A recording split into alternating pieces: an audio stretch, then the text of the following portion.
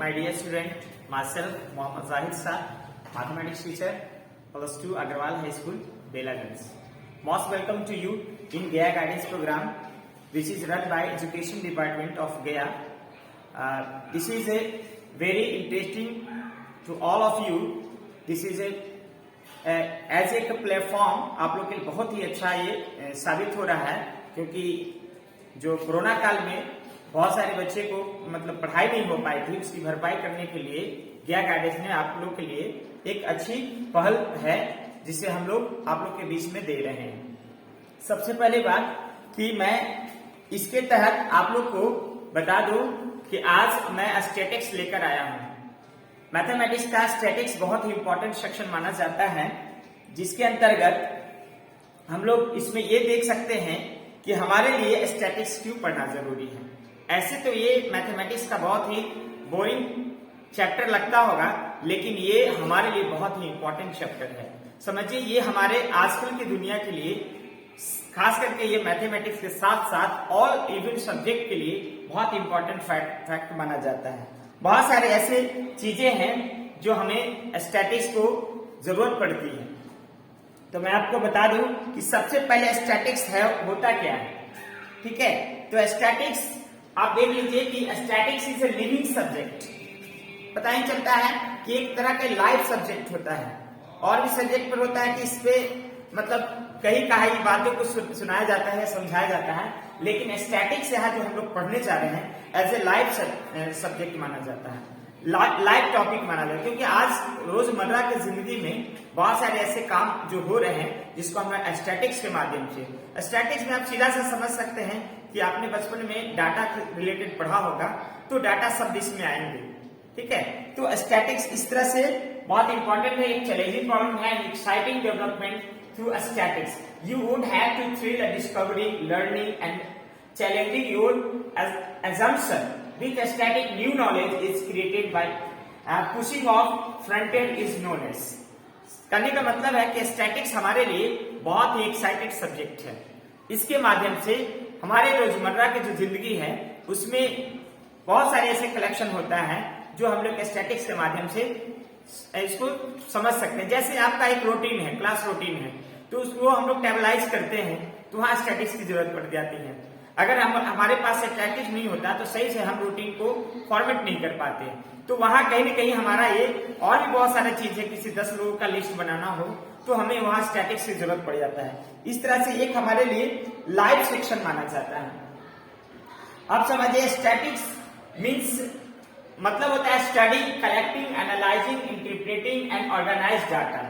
Statics के माध्यम से हम लोग क्या पढ़ना है कि उसमें बहुत सारे चीज को हम लोग कलेक्शन को बारे में पढ़ते हैं। जैसे अभी इवन मैच होगा तो उसमें बॉलिंग का, बैटिंग का, किस ओवर में कितना विकेट गिरा, कितना रन गया, देखते हैं एक छोटी सी एक समरी दिखा दिया जाता है, तो पूरा मैच का हम लोग अंदाजा लगा लेते हैं कि किस ओवर में कितना विकेट गिरा, कितनी रन लगी है। तो एक डाटा आ जाती है उसकी, और डाटा से पूरे हमारा 3 घंटा 4 घंटे की मैच की समरी हम लोग एक छोटे से पेज के माध्यम से या स्क्रीन पर आता है तो उसके माध्यम से समझ सकते हैं। तो ये हमारे लिए बहुत ही इंटरेस्टिंग चीज होता है। साथ ही साथ ये हमारे लिए क्या करता है, with the help of static you can measure, control and communicate uncertainty. बहुत सारी ऐसी चीजें हैं जो अनसर्टेनिटी, अनावश्यक हो जाती है घटना, उसका भी हम लोग एक अंदाजा लगाकर उसको कैलकुलेट कर सकते हैं, उसको मेजर कर सकते हैं। It allow you to inferior प्रोम्पशन in a whole drive from a representative sample. In other words, statistics could be described as the feature of characterizing of a sample and generally used to estimate population parameters and value. तो इस तरह से हम लोग देखा कि हमारे लिए स्टैटिक्स क्या इंपॉर्टेंट फैक्टर रख सकता है। फिर देखा क्लासिफिकेशन ऑफ स्टैटिक्स की जब बात आती है तो हम लोग देख लीजिए, statistics has 3 broad category outline below. मैंने आप लोग के लिए समझिए सिलेक्टेड डाटा लेकर आए हैं, जो पहले हम लोग ये सब समझने की कोशिश करेंगे कि स्टैटिक्स है क्या, और स्टैटिक्स हम लोग को क्यों पढ़ना है, मैथमेटिक्स में क्यों पढ़ना है। नॉट ओनली मैथमेटिक्स, ये इकोनॉमिक्स का भी बहुत वास्ट पेपर माना जाता है। इकोनॉमिक्स में आप जब जाइएगा तो वहां भी स्टैटिक्स जो रिलेटेड है बहुत ज्यादा पढ़ना पड़ता है, खास करके ये चीज भी पढ़ना पड़ेगा, मीन मीडियन मोड। आपने 10th क्लास तक का पढ़ा होगा माद मालिका और बहुलक, यहाँ भी आप लोग को पढ़ाया जाएगा। फिर एक हम लोग विचलन से रिलेटेड मैट्रिक में पढ़ा होगा, तो विचलन लघु रीति से माध्य निकाला होगा, यहाँ भी हम लोग को पढ़ना है। इस तरह से बहुत सारे डाटा है जो हम लोग के लिए ये जरूरत पड़ता है। डिस्क्रिप्टिव स्टैटिक्स होता है। सबसे पहले समझ जाइए कि हमारे लिए स्टैटिक्स को जब हम लोग कैटेगराइज करते हैं तो एक आता है डिस्क्रिप्टिव स्टैटिक्स। इसमें क्या होता है, this is the methodology where data is effectively collected, organised and described.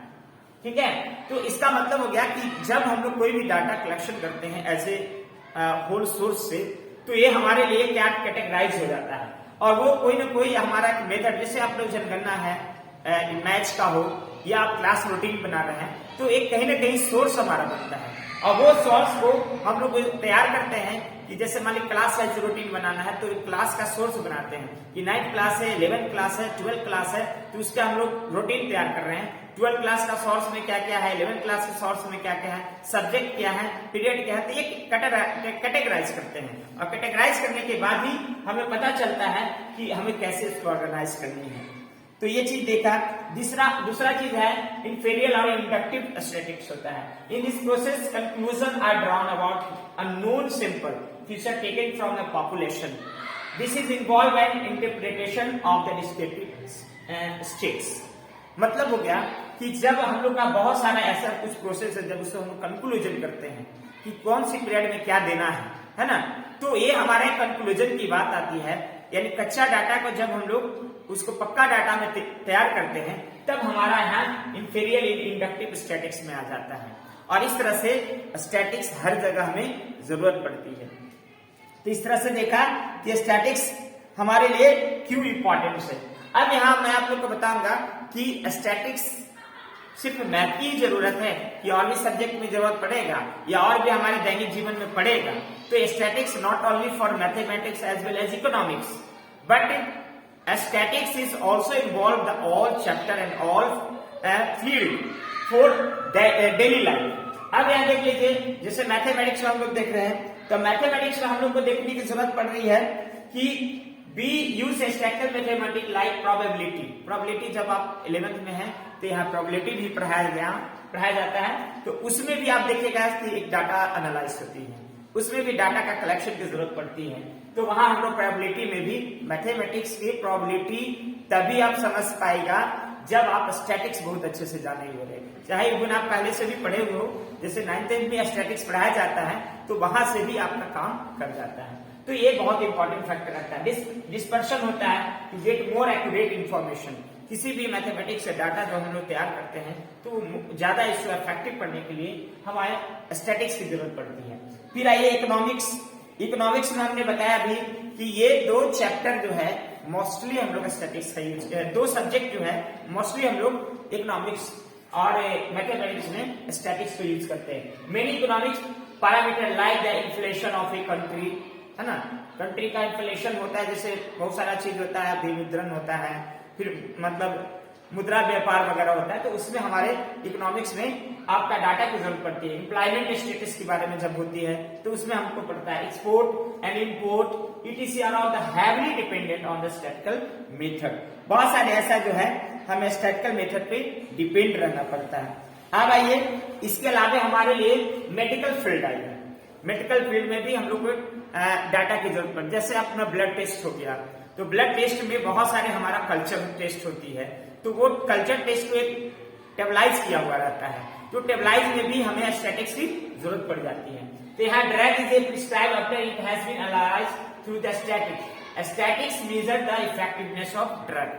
साथ ही साथ कोई भी ड्रग का जो मतलब इफेक्टिव जो उसका प्रोसेस होता है उसको भी हम लोग कैटेगराइज किया हुआ रहता है कि कौन से दवा कितनी अंश में किसको बनाया गया है, ठीक है, और इसके क्या क्या फंक्शन है, वो सारा एक कैटेगराइज करके स्टैटिक वाइज इसको अच्छे से मेंशन किया हुआ रहता है। तो हमें मेडिकल फील्ड में भी आपका स्टैटिक्स का बहुत जरूरत पड़ता है।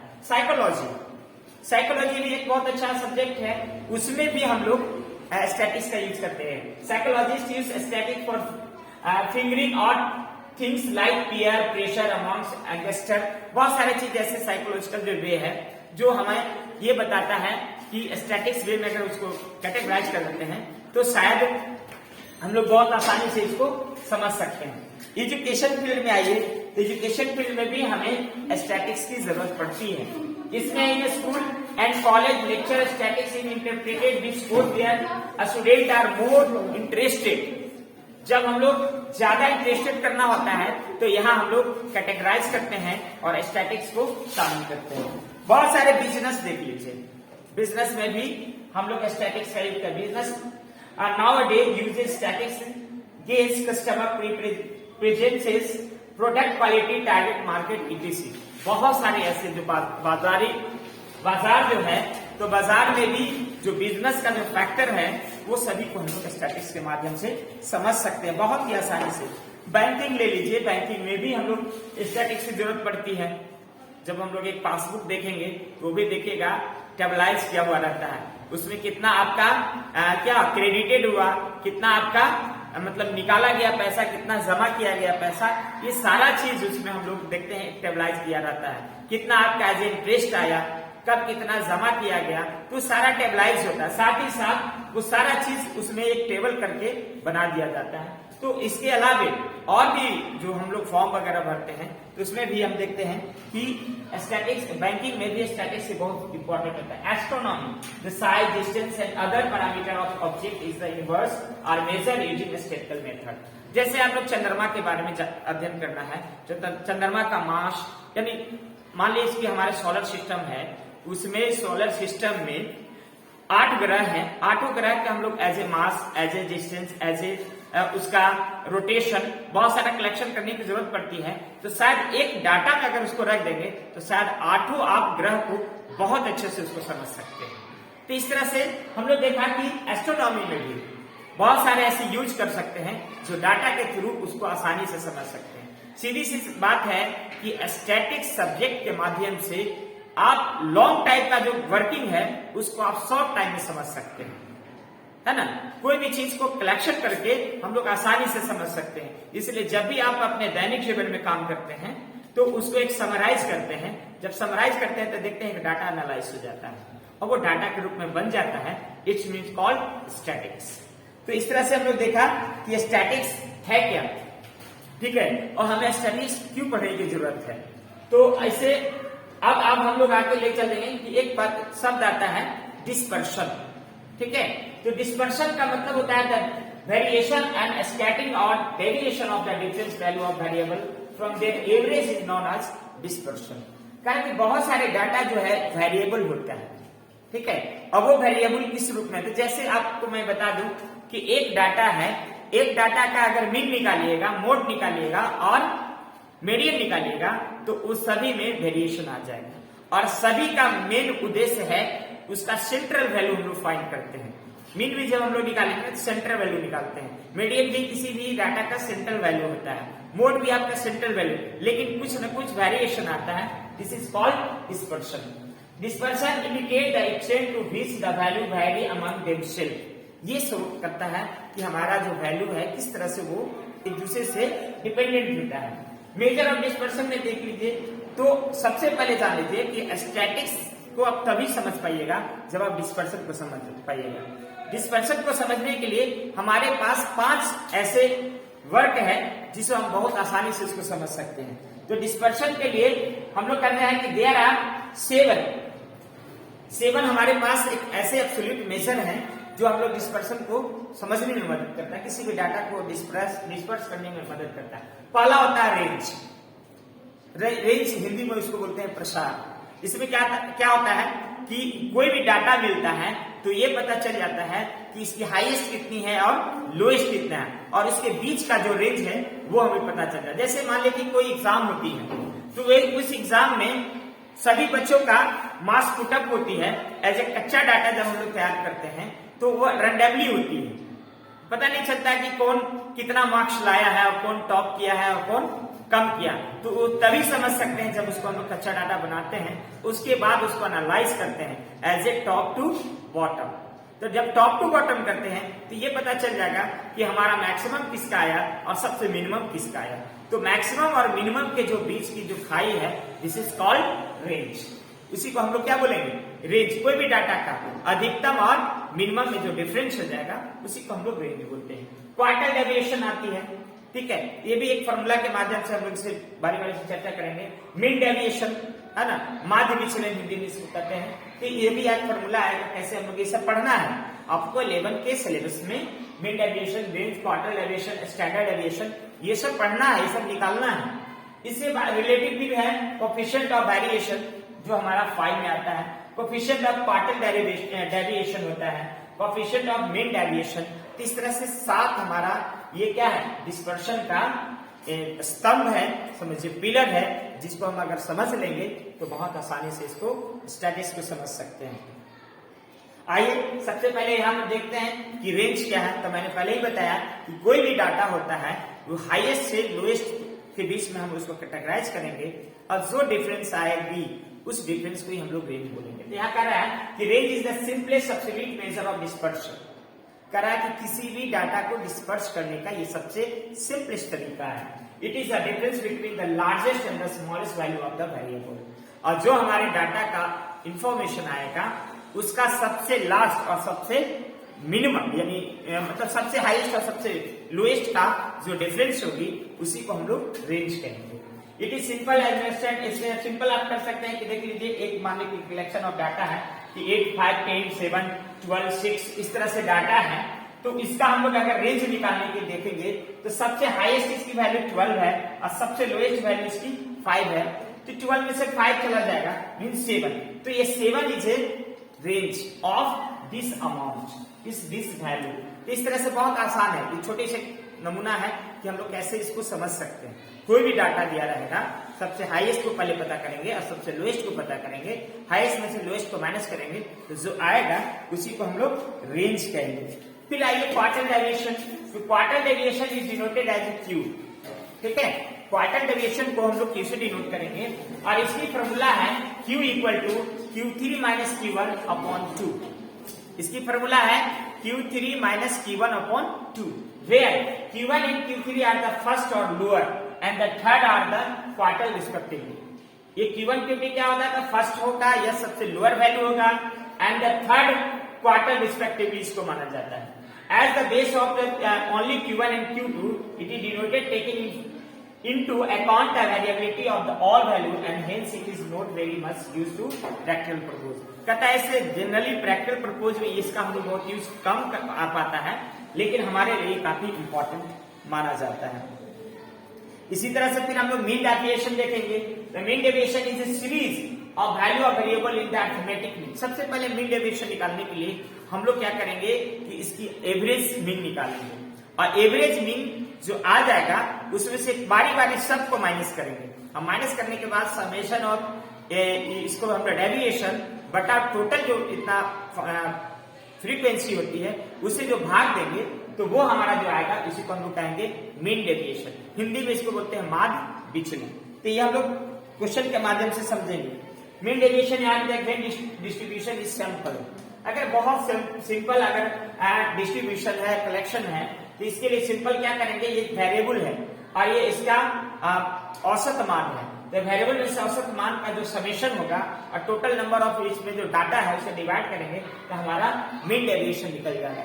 एमडी मीन्स मीन डेविएशन, ठीक है, माध्य विचलन इसको कहते हैं। Where N is the number of term, जैसे जितनी डाटा रहेगा उसी से एन का मतलब जितना नंबर ऑफ डाटा है उन नंबर ऑफ डाटा की संख्या को हम लोग एन से डिनोट करते हैं।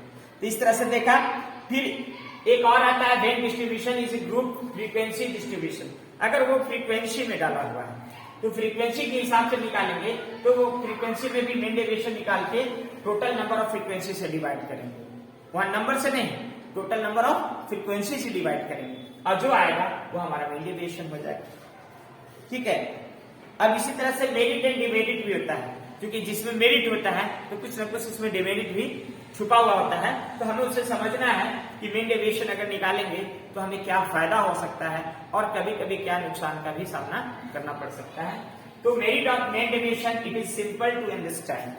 कहा कि मीन डेविएशन किसी भी डाटा को जब हम लोग निकालते हैं तो उसके सबसे सेंट्रल पोजीशन को हम लोग पता करते हैं और ये बहुत ही आसानी से हम लोग ज्ञात कर सकते हैं। इसलिए बहुत सिंपल तरीका माना जाता है। It is easy to calculate. दूसरी चीज जो हम लोग मीन डेविएशन निकालेंगे, बड़ी बड़ी डाटा रहेगा जब उसको कैटेगराइज करेंगे तो एकदम छोटी छोटी डाटा में आ जाएगा, यानी कैलकुलेट करना बहुत ही आसान हो जाता है। ऐसे जो हम लोग डायरेक्ट जो हम लोग 9th में पढ़े हैं उससे ये कहीं ज्यादा आसान हो जाता है। It is not affected by the extreme observation, कहता है कि बाहर का ऑब्जर्वेशन क्या हो रहा है क्या ना उससे कोई लेना देना इसका नहीं होता है। इस तरह से हम लोग देखते हैं कि बहुत ही it is computation is based on all the observation, और जब इसको हम लोग कैलकुलेट करते हैं तो सारा ऑब्जर्वेशन पे डिपेंड करता है। जब सारा ऑब्जर्वेशन पे टच करता है तो ये हमारे लिए ज्यादा सशक्त माना जाता है। कहीं कहीं फिर इसका हम लोग देखते हैं कि mean deviation ignore the algebraic sign, ये एल्जेब्रिक साइन को इग्नोर कर देता है, प्लस माइनस जो भी है इसमें ज्यादा उतना करना नहीं पड़ता है। Of the deviation and such it's is not capable for further algebraic treatment, इसलिए ऐसे को हम लोग अलजेब्रिक मेथड से कैलकुलेट करना काफी टफ हो जाता है। तो ये हमारे लिए एक क्या है, डिमेरिट में चला जाता है। इसी तरह से हम लोग एक समझ लेंगे कि जब हम लोग स्टैटिक्स से फॉर्मूला स्टैटिक्स चैप्टर पे जा रहे हैं तो हमें क्या करना है। तो deviation of x from any number, किसी भी नंबर का अगर डेविएशन पता करेंगे तो उसे हम लोग जेड से डिनोट करते हैं, या कहीं कहीं स्मॉल डी से भी डिनोट हो सकता है। तो z equal to X minus Z, where z is a mean deviation. Mean deviation का मतलब है कि अगर मान लीजिए कि कोई डाटा दिया हुआ, अगर 5 डाटा है तो उसे बीच का मान को हम लोग मीन डेविएशन मीन मतलब कहते हैं या मिड मीन कहते हैं। तो मिड मीन जो माइनस करेंगे एक्स में से, यानी ये वेरिएबल है, एक्स में से मिड मीन माइनस करेंगे तो इसका सम आता चला जाएगा। तो हो सकता है पहले निगेटिव हो, फिर 0 आए, फिर पॉजिटिव हो जाएगा। तो इस तरह का ये हमारा एक फॉर्मूला तैयार होगा।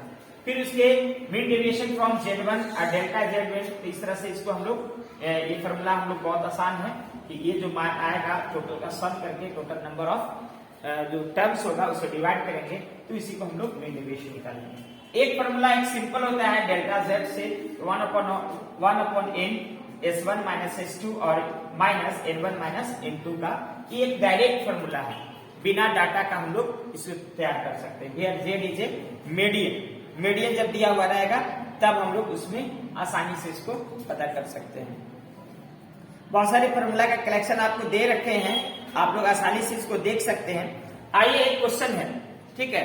अब हम लोग क्वेश्चन पे आते हैं कि हमारे लिए 11th के क्लास में स्टैटिक्स में किस टाइप के क्वेश्चन पूछा जा सकता है, हमें क्या करने की जरूरत होती है, ठीक है। हमें एग्जामिनेशन पॉइंट ऑफ व्यू से कैसे पढ़ना है जो हमें अच्छे से अच्छे स्कोर कर सकते हैं। तो इस तरह से हम लोग क्या देखते हैं कि एक आप लोग के लिए कलेक्शन लेकर आए हैं, ऐसे बहुत सारे क्वेश्चन हैं तो, लेकिन हम लोग समझने की कोशिश करेंगे कि हमें करना क्या है स्टैटिक्स चैप्टर में, हमें क्या मतलब जुटाने की जरूरत होती है, क्या हमें समझने की जरूरत पड़ती है।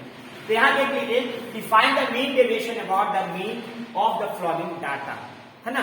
तो ये जो डाटा दिया हुआ है, डेटा भी पढ़ सकते हैं इसको, तो ये 38, 70, 48, 40, 42, 55, 63 इस तरह से ये डाटा है। तो सबसे पहले डाटा को हम लोग काउंट कर लेंगे कि कितने हमारे पास डाटा आया है, कितने लोगों का ये कलेक्शन है। तो हम लोग 1 2 3 4 5 6 7 8 9 10 क्लियर हो गया कि 10 बच्चों का एक तरह का ये कलेक्शन है, जो हो सकता है कि एग्जामिनेशन का वो मार्क्स है।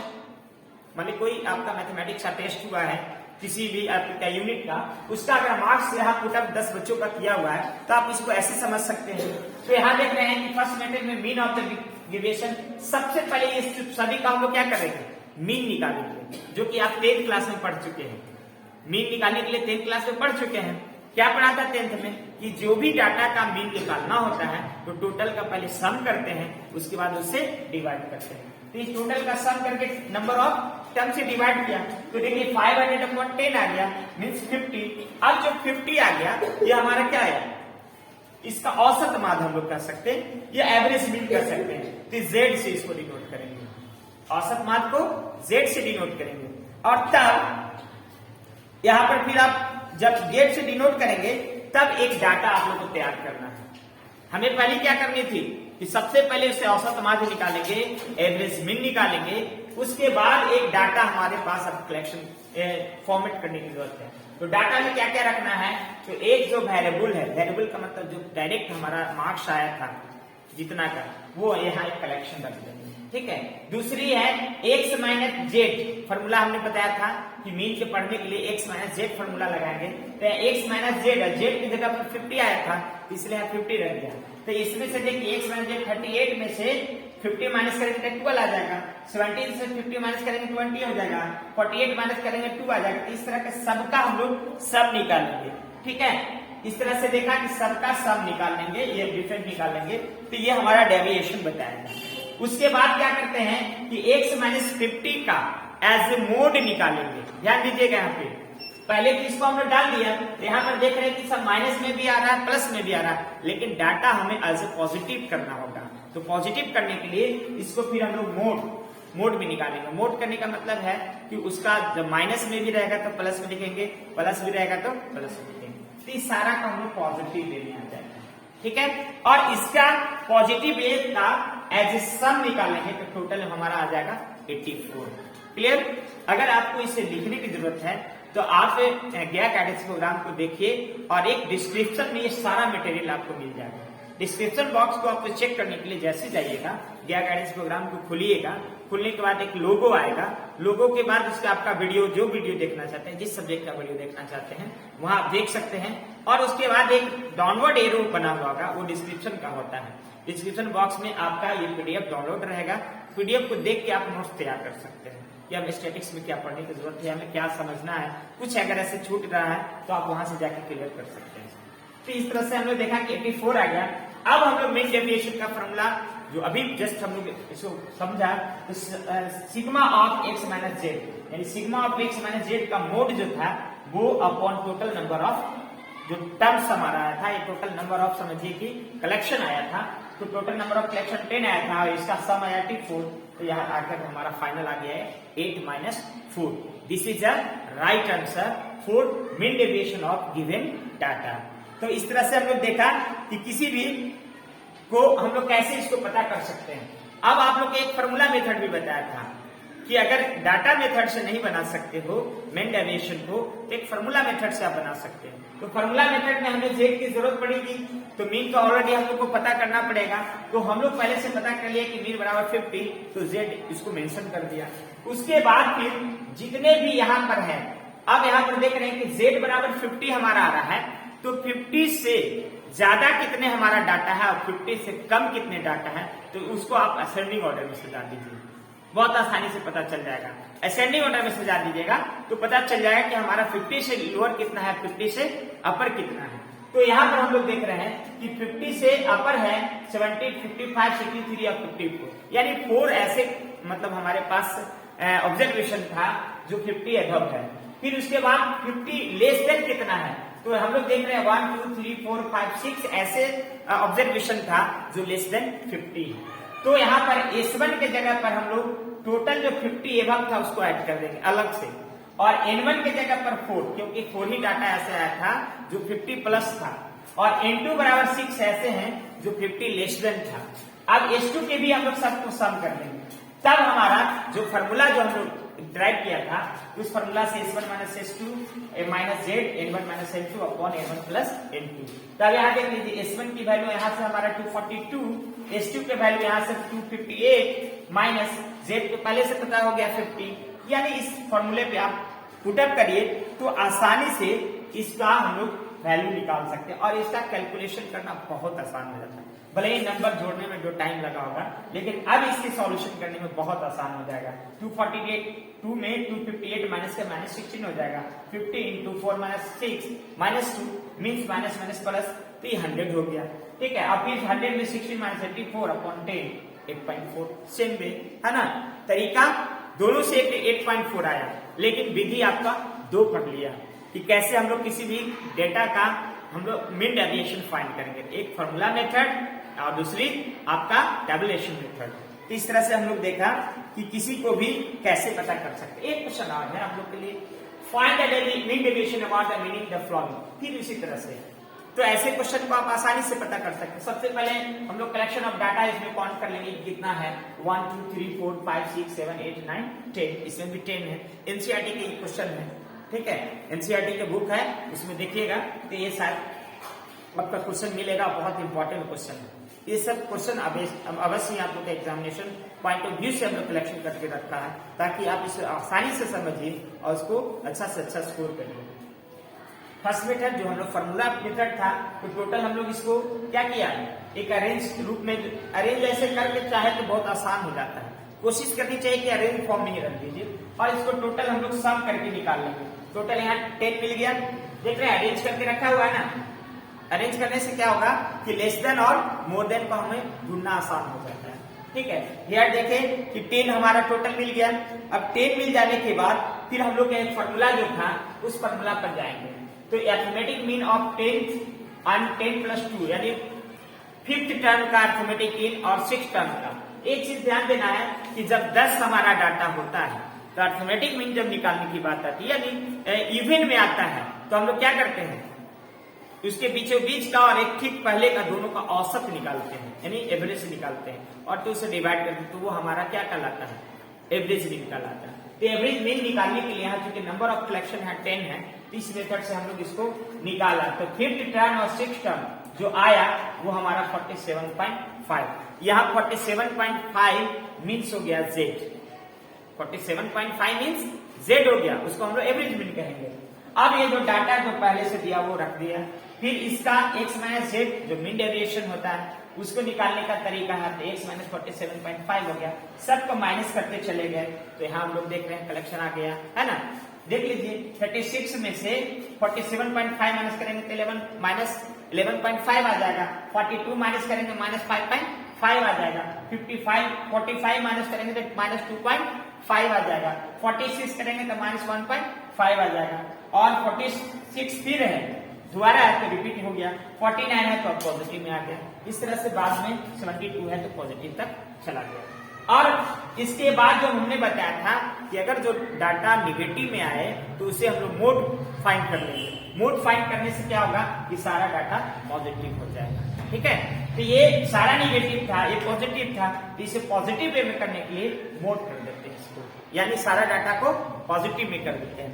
उसके बाद ठीक है, फिर हम लोग फॉर्मूला अप्लाई कर सकते हैं। फॉर्मूला अप्लाई करके फिर हम लोग आसानी से इसको फाइंड आउट कर सकते हैं। तो वह देख लीजिए कि हमारा जो एवरेज मीन आया वो कितना था 47.5।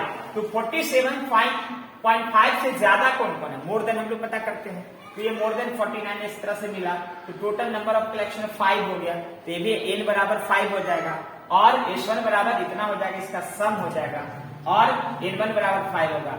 लेस देन 47.5 कितना डाटा आया, तो देख लीजिए कि ये लेस देन 47.5 है, इसकी डाटा टोटल 5 हो गई और S2 इसका सम जो निकाल लेंगे, तब हमारा डायरेक्ट मीन डेविएशन फॉर्मूला जो था उस फॉर्मूला पर जाएंगे। तो S1 minus S2 minus N1 minus N2 into से, और उस पर जब वैल्यू रखेगा अपॉन N1 प्लस N2, तो वैल्यू रखने के बाद देखिए 70/10 मीन्स 7 एग्जैक्ट इसका मेन डेविएशन पता हो गया। इस तरह से हमने देखा कि सिंपल डाटा अगर रहे तो मीन डेविएशन कैसे पता करेंगे। अब कुछ ऐसे डाटा हो जो वेरिएबल भी हो और फ्रीक्वेंसी भी हो, ठीक है, वेरिएबल प्लस फ्रीक्वेंसी अगर दोनों रहेगा तो ऐसे क्वेश्चन को हम लोग मीन डेविएशन कैसे पता करेंगे। अभी डायरेक्ट था, मतलब समझिए कच्चा डाटा था, डायरेक्ट उठाकर रख दिया गया था, वैसे क्वेश्चन को हम लोग मीन डेविएशन निकालने का तरीका था। अब जो हम लोग पढ़ेंगे एक वेरिएबल भी रहेगा और उसकी फ्रीक्वेंसी होगी, तब ऐसे क्वेश्चन को मीन डेविएशन हम लोग कैसे पता करेंगे। ठीक है, तो ऐसे क्वेश्चन को मीन डेविएशन पता करने के लिए एक हम लोग टेबल तैयार करेंगे। उस टेबल में क्या क्या हमें कलेक्शन करने की जरूरत है वो देख लीजिए। सबसे पहले first method we have find the mean of the given data. सबसे पहले जो डाटा दिया रहेगा उसको हम लोग मीन पता करेंगे। मीन मीन्स माध्य पता करेंगे। तो माध्य पता करने के लिए हम लोग एक 10th क्लास में 9th क्लास में भी पढ़ा होगा, 10th क्लास में भी ज्यादा ये पढ़ना है। तो ये देखते हैं कि जो डाटा रहता है उसको लिख देते हैं, उसके बाद इसकी फ्रीक्वेंसी को लिख देते हैं, दोनों को मल्टीप्लाई कर देते हैं, है ना, और जो इसका समेशन आएगा वो और टोटल नंबर ऑफ इसके फ्रीक्वेंसी से जो डिवाइड देते हैं तो ये हमारा मीन आ जाता है। क्लियर। तो ये 4000/80, तब जब हम लोग इसको डिवाइड किया तो 50 आ गया, तो हमारा मीन यानी z इक्वल टू कितना हो गया 50। अब जब मीन इक्वल टू 50 आ गया तब यहाँ हम लोग क्या करते हैं मीन डेविएशन निकालते हैं। मीन डेविएशन में एक्स माइनस जेड वाली फॉर्मूला लगाएंगे तो एक्स माइनस 50 यहाँ डायरेक्ट 50 प्लस, चाहे वो माइनस में आए या प्लस में आए, डायरेक्टली यहाँ प्लस ही रखना है। तो ये पता करेंगे कि इसकी आ गई 50 और यहाँ है हमारा कितना वेरिएबल, इसको देखना है, वेरिएबल को देखना है।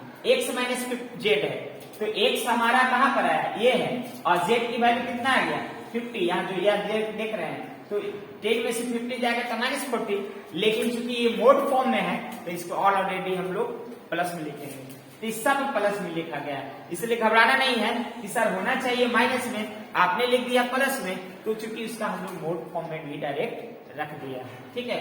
तो ये माइनस में ही वैल्यू है, लेकिन उसको मोड करेंगे ना तो ऑलरेडी ये प्लस में लिखा है, ये भी प्लस हो जाएगा, ये जीरो सब प्लस हो गया। अब इसके जो मान लीजिए डी वैल्यू होता है, ठीक है, तो F1 और F5 इसको कहिए और x माइनस जेड, ये दोनों का जो मल्टीप्लीकेशन होगा ये फिर हम लोग इसका एक डाटा तैयार करेंगे, एक कॉलम तैयार करेंगे। तो इसका और इसका मल्टीप्लाई फिर हम लोग करेंगे, इसका और इसका मल्टीप्लाई करेंगे, ये हो गया, इसका और इसका मल्टीप्लाई करेंगे, इसका और इसका मल्टीप्लाई करेंगे, इस तरह से सबका मल्टीप्लीकेशन हो गया और समेशन निकाल लेंगे।